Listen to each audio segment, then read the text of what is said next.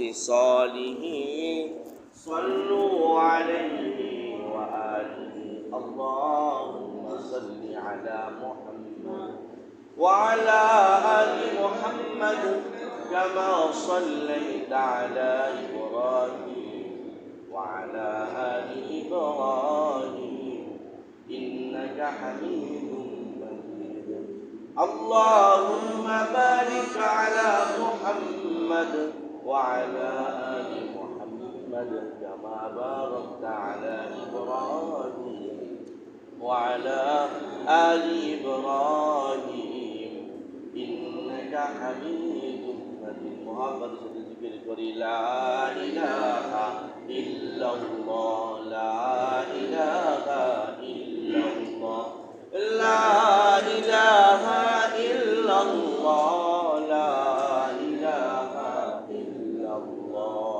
لا إله إلا الله لا إله إلا الله لا إله إلا الله لا إله إلا الله لا إله إلا الله الله الله الله الله الله الله الله الله الله الله الله الله Allah Allah Allah Allah Allah Allah Allah Allah Allah Allah Allah Subhanallah Subhanallah Subhanallah Subhanallah Subhanallah Subhanallah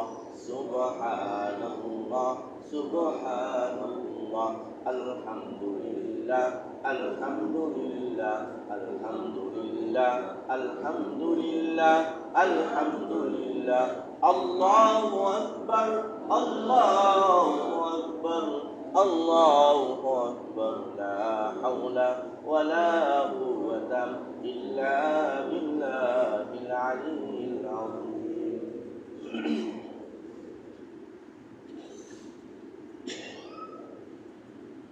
আলহামদুলিল্লাহ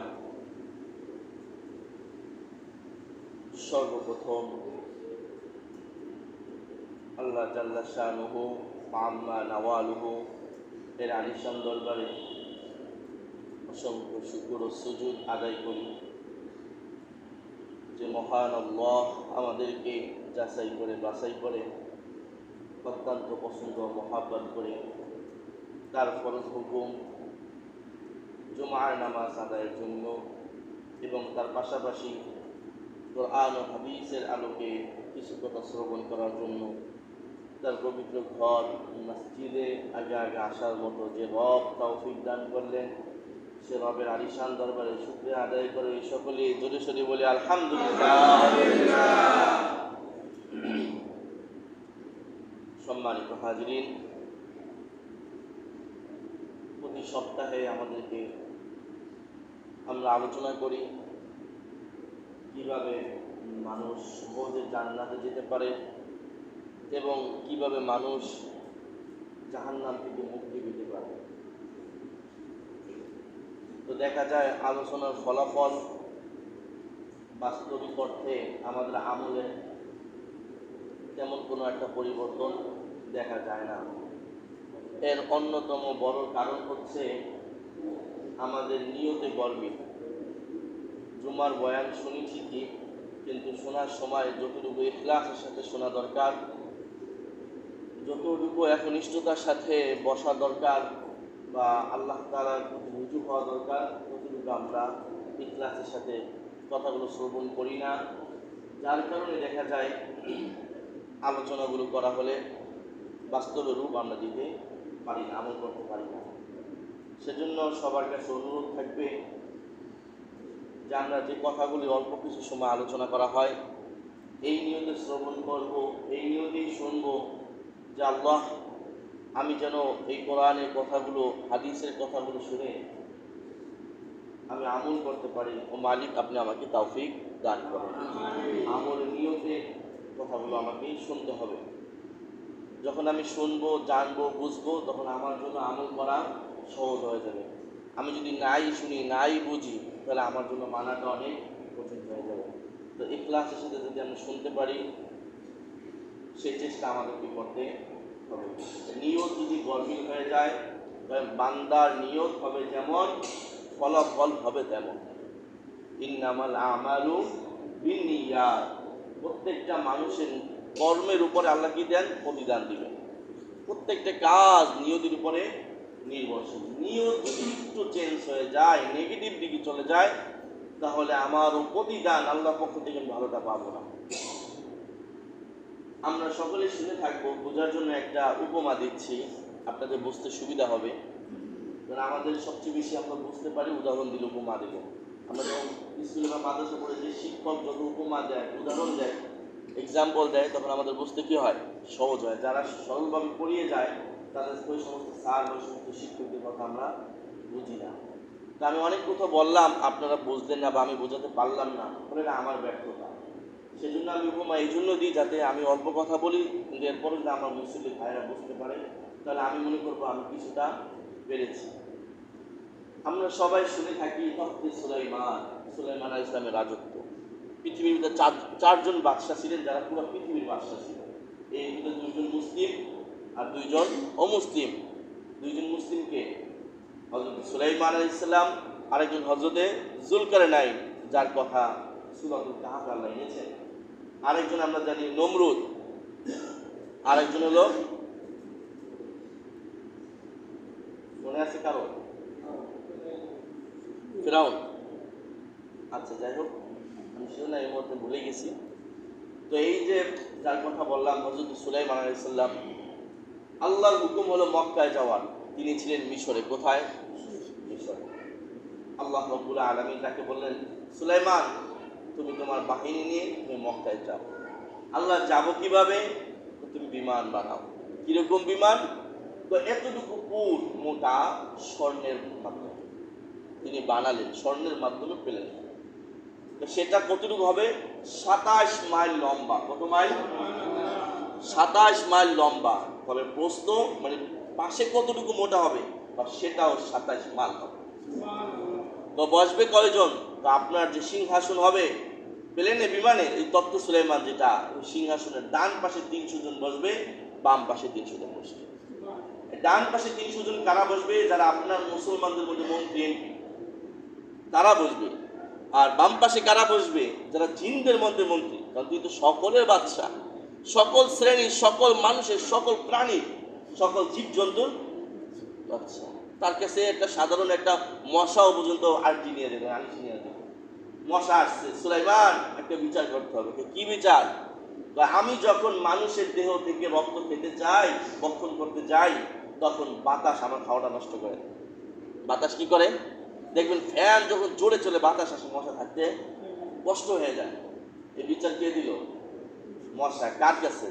সুলাইমান আলাইহিস সালামের কাছে। সুলাইমান প্রায় একজনের কথা শুনে তো বিচার করা যায় না, দুইজনকেই তো লাগবে, বাদী বিবাদী। বাতাসকে ডাকা হলো, বাতাস আসছে, মশা পালাই গেছে। কিরে, তুই কই গেলি? তুই না থাকলে তো বিচার আমি কিভাবে করবো? দুইজনে তো থাকা লাগবে। তা আপনাকে তো এদিকেই বললাম, আমি গেলে যেখানে আমি যাই, ও আমায় থাকতে দেয় না। ঠিক মানে উদাহরণ হিসেবে বললাম যে সুলাইমান আলাইহিস ইসলামের কাছে সব জাতি, সব শ্রেণীর মানুষ এর বাদশা তিনি ছিলেন। তো বাম পাশে জিনদের মন্ত্রীরা 300 জন, ডান পাশে মানুষদের মধ্যে থেকে 300 জন বসলো। আল্লাহর হুকুম হলো মক্কার দিকে রওনা। কি হবে? পাইলট না, কোনো পাইলট নাই, ইঞ্জিনিয়ার নাই। হুকুম হবে, আল্লাহ বলেন, বাতাস, তুমি সুলাইমানের এই বিমানকে, এই তত্ত্বে সুলাইমানকে তুমি মক্কা পর্যন্ত নিয়ে যাও। সুলাইমান ইসলামের কথা মতো আল্লাহ তাকে পাওয়ার দিয়ে দিলেন। বাতাসকে বলে, নিয়ে চলো আমাদেরকে মক্কার দিকে। রওনা শুরু। পথিমধ্যে নবীদের অন্তরে কি থাকে না? অহংকার থাকে না, কিন্তু দূর থেকে হালকা একটু অহংকারের বাতাস তার মনের ভিতরে একটু আসেও নাই, মানে বাতাস দিচ্ছে হালকা। কি? দেখো সুলাইমান, তোমার হুকুমে কত কিছু চলে। মানে বলতেছে, কিন্তু সে কোনো মনে আশ্রয় দেয় নাই। সে আসলে মনে করে যে আমার পাওয়ারে, কিন্তু এটা মনের ভিতরে একটু হালকা বাতাস আসতেছে। ঠিক ওই মুহূর্তে প্লেনটা একেবারে এক কাজ হয়ে গেছে। গায়ে হওয়ার সাথে কয়েকশো মানুষ সেখান থেকে নিচে পড়ে গেল। সাথে সাথে মৃত্যুবরণ করে। তখনই তার হাতে যে লাঠি ছিল ওই বিমান বলতে, এই তুই সোজা হ। আল্লাহ ওই প্লেনকে জবান খুলে দিলেন, ও আম্বিয়া, ও নবী, আপনার দিলের অবস্থা আপনি ঠিক করুন, আমি ঠিক হয়ে যাব। আমি তো গাইড হই নাই, আল্লাহ আমাকে গাইড হইতে বলছেন, কারণ আপনার মনে হালকা একটু কেমন হয়ে গেছে। বুঝাইতে বললাম ভাই? ঠিক তো একটু সামান্য ভিতরে ঢোকানো নাই, বাতাস থেকে একটু কল্পনা কিরকম কিরকম যেন হচ্ছে, কল্পনা করেন, সে তো নবী, এরকম কল্পনা করতে পারেন না, কিন্তু হালকা আভাস, তাতেই যদি এরকম হয়ে যায়, তা আমার আপনার জুমার বয়ানের সময় যদি নিয়তই না থাকে, বা নিয়ত থাকলেও খাঁটি কোনো নিয়ত না থাকে, আমি কি ফায়দা পাবো ভাই? সেজন্য বয়ান শুনতে হলে কি লাগবে ভাই? নবী মনোযোগ লাগবে, ইখলাসের সাথে শোনা লাগবে, যে আমি যে কথাগুলো শুনবো সেই কথাগুলো জেনে শুনে আমল করবো। পারবো তো ভাই ইনশাআল্লাহ? আল্লাহ আমাদের তৌফিক দান করুন, সকলে বলে আমিন। আমরা কি আলোচনা করতেছিলাম মনে আছে ভাই? দেখি, মনোযোগের পরীক্ষা হবে।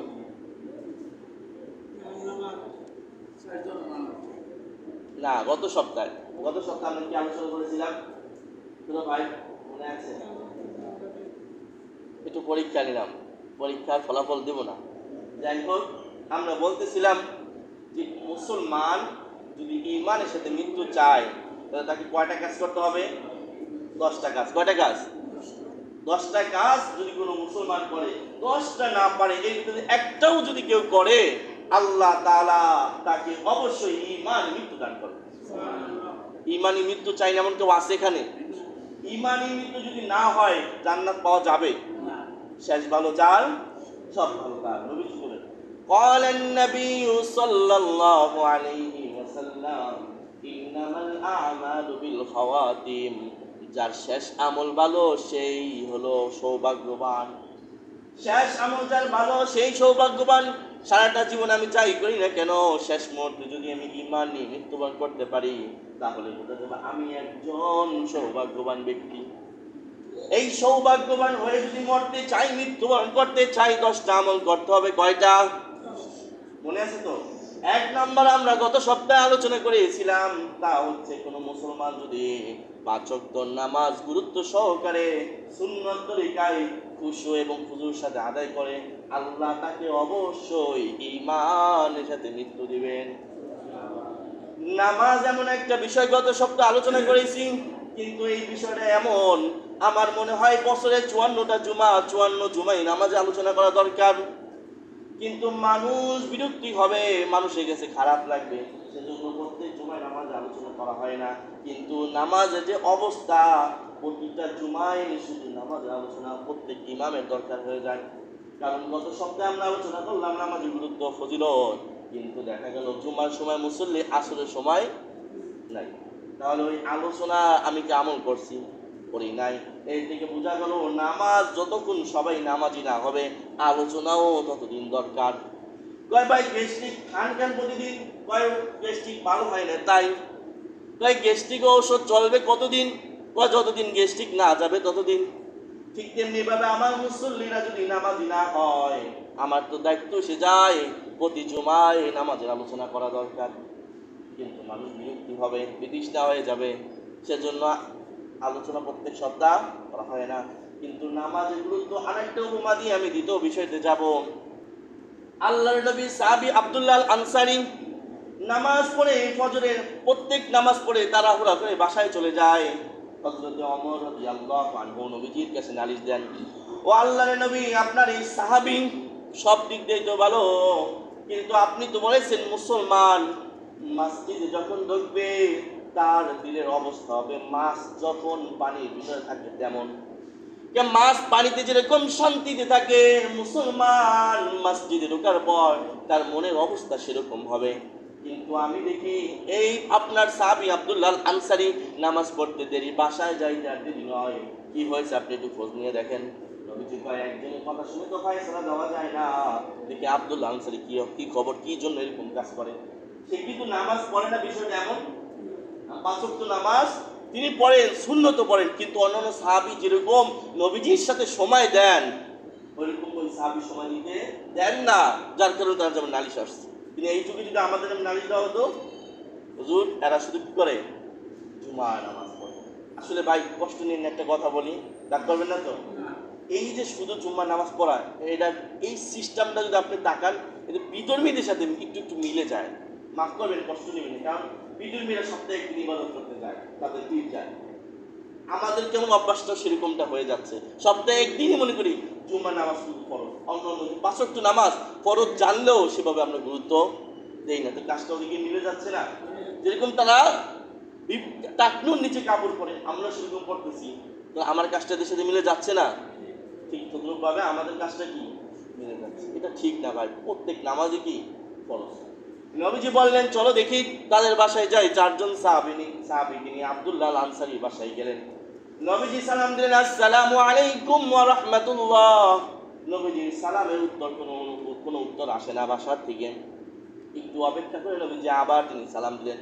এই আমল আমরা বাসায় করি, সালাম দিই কারো বাসায় গেলে, দি হুজুর জিলাপি, হুজুর আসেন টাঙ্কিতে পানি নাই, ও চেয়ারম্যান ভাই চাচা বাসা আছেন, ওরে বাবা, ও সত্তার ভাই ঘরে আছেন, সালাম সালাম তো নাই। যারা ডাক দেওয়া হয় তার ঘুম ভেঙে যায়, কোরআন তেলাওয়াত করলে তো ডিস্টার্ব হয়ে যায়, এমন জোরে আমরা ডাকি। দেখি ঠিক ভাই? কারো বাসায় গিয়ে সালাম দেওয়া ছাড়া তার বাসায় ঢোকা যাওয়া কি ঠিক? নবীজি যিনি স্বয়ং বাদশাহ 2 জাহানের, তিনি কি করলেন? সাহাবীর বাসায় যে আসসালামু আলাইকুম ওয়া রাহমাতুল্লাহ, সাহাবী কোনো উত্তর দিলেন না। আবার তিনি সালাম দিলেন।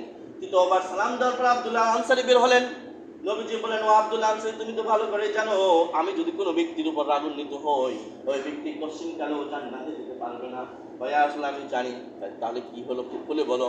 ভাইয়া রাসূলুল্লাহ, আপনার কাছে আমি আসবো কিভাবে?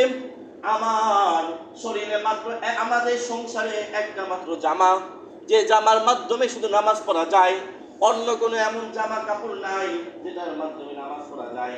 তো আমি যখন কাপড় পরিধান করি, আমার স্ত্রীর শরীরে এমন জামা থাকে না যে জামার মাধ্যমে নামাজ আদায় হয়। তো সেজন্য যে নামাজটা, যে কাপড়টা পরে আমি মসজিদে যাই, আমার ওয়াইফকে, আমার স্ত্রীকে ঘরের সাইডে একটা গর্ত করি, সেই গর্তের নিচে তাকে স্বাভাবিকভাবে রেখে আসি। নামাজটা শেষ করে দৌড় দিয়ে যাই, না জানি নামাজের অর্থ শেষ হয়ে যাবে, তখন আমার স্ত্রীর নামাজ তখন কাজা হয়ে যাবে। সেজন্য আমি তড়িঘড়ি করে বাসায় চলে যাই, আমার জামাটা আমি খুলে দিই, আমার স্ত্রীকে দিই, যাতে সে নামাজ সময় আদায় করতে পারে। এই একটা উপমাই আমার জীবনে নামাজ পড়ার জন্য যথেষ্ট হবে। তাদের ছিল না খাবার, তাদের থাকার মতো বাড়ি ছিল না, জামাও ছিল না, এরপরও নামাজ তারা, আমার সামান্য একটা দোকান, সামান্য একটা ব্যবসার জন্য কত নামাজ ছেড়ে দিই। নামাজ অনেকে পড়ে জামাতে পড়ে না, আবার অনেকে একা পড়ে, সুন্নত পড়ে না। এক একজনের এক এক অবস্থা, যত তার অজুহাত, যত ব্যস্ততা নামাজের সময়, যত ব্যস্ততা। কিন্তু ওই সাহাবীর ঘটনা যদি আমার সামনে থাকে, কোন মুসলমান পারবে না নামাজ ছাড়তে। পারবে? সম্ভব? সম্ভব না। সেজন্য ভাই নামাজ ছাড়া যাবে? নামাজ ছাড়া যাবে? কি করবো? আসরের সময় যাবো, পাবো না আপনাদেরকে। জুমার বয়ান তো তখন করা লাগে আসরের সময়, তাহলে তো কমপক্ষে জুম্মাতে নিয়ে আসবে সবাই। আসরের সময় বয়ানের উসিলে তো আরো কিছু মানুষ পাবো। ও ভাই, একটু মনের সাথে কথা বলেন, আল্লাহর হস্তে একটু মনের সাথে কথা বলেন।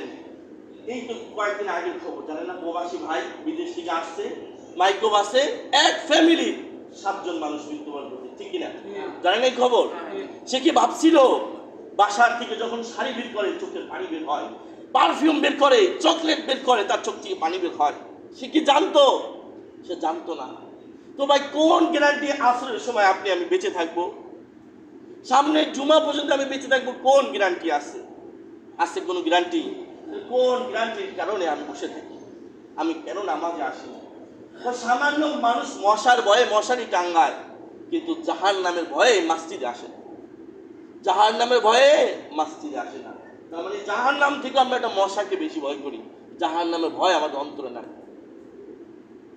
জাহান্নামের ভয় কেমন? বা 1000 বছর পর্যন্ত আগুনটাকে জ্বালানো হয়েছে, জ্বালাতে জ্বালাতে সেটা লাল বর্ণ হয়ে গেছে, হলুদ থেকে লাল, আবার 1000 বছর জ্বালানো হয়েছে, সেটা লাল থেকে কালো বর্ণ হয়ে গেছে। জাহান্নামের আগুন এরকম হলুদ নয়, লাল নয়, সেটা কালো, তাকে পুড়তে পুড়তে কালো বানানো হয়েছে।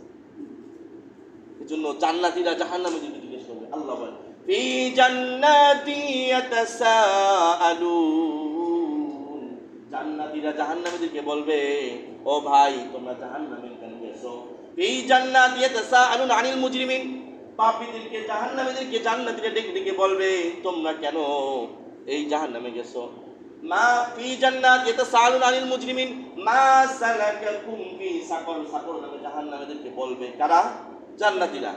তারা উত্তর দেবে জাহান্নামীরা, ক্বালু লাম নাকু মিনাল মুসাল্লিন, আমরা দুনিয়াতে যখন ছিলাম তখন আমরা নামাজ ছিলাম না, ওয়ালাম নাকু নুতঈমুল মিসকিন, এবং মিসকিনদেরকে খাওয়াইতাম না, ওয়া কুন্না নাখুদু মাআল খাইদিন, যারা সমালোচনা করত দোকানে বিভিন্ন জায়গায় বসে আমরাও তাদের সাথে বসে মানুষের সমালোচনা করতাম, ওয়া কুন্না নুকাযযিবু বিয়াউমিদ্দিন, অনেক আলোচনা আমাদের সামনে করা হতো, কিয়ামত বলতে যে কিছু আছে এই বিষয়ে আমরা বিশ্বাসই করতাম না।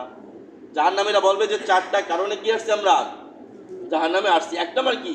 ক্বালু লাম নাকু মিনাল মুসাল্লিন, আমরা কি ছিলাম না? নামাজি ছিলাম। তাহলে জাহান্নামে যাওয়ার প্রথমে নবী কি বলেন? কিয়ামতের মাঠে সর্বপ্রথম কি বলবে? আউয়ালু মা ইউহাসাবু বিহিল আবদু ইয়াউমাল কিয়ামাতিস সালাহ, যে নামাজের হিসাব সর্বপ্রথম মানুষের কাছ থেকে নেওয়া হবে। এরপরেও যদি আমরা নামাজ ছাড়ি, কিতাবে পাওয়া যায় তো ফজরের ওয়াক্ত যতক্ষণ ঠিক ততক্ষণ মাইয়াতকে তাকে শাস্তি দেওয়া হতে থাকবে। একটা সাপ এসে তাকে ধ্বংসন করতে থাকবে, কেন তুমি নামাজ পড়ো না?